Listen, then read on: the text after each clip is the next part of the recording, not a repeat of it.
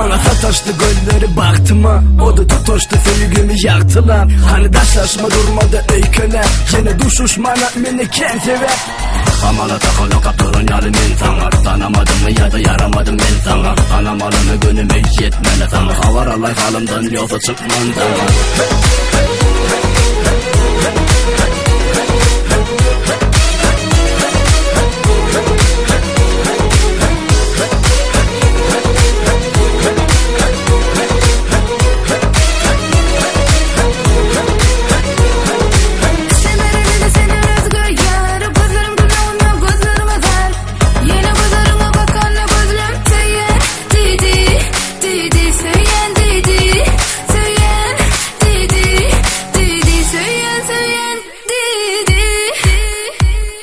Şerkime vaktini tatmalı ahir, bolsun zöhrem men sana tahir.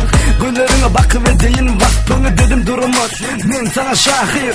Sana düştüm eni deli divana, sen peri peyker men uğrunda pervana. Bakışına var günle kara güllerim meni erece, nurana yüzlerim. Ellerimden tutanlı ellerim, levlerimden öpenli levlerim. Gözlerime bakanlı gözlerim söyleyen didi, didi söyleyen didi.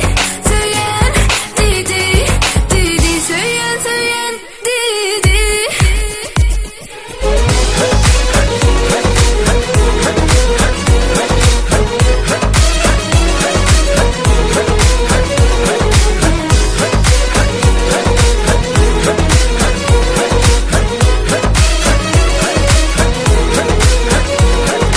Çadılı gölli dillerim, çadıla bimini gölleri. Balalarım balası, yeni bana seyendi, yeni bana seyendi. Söyleyen didi, didi söyleyen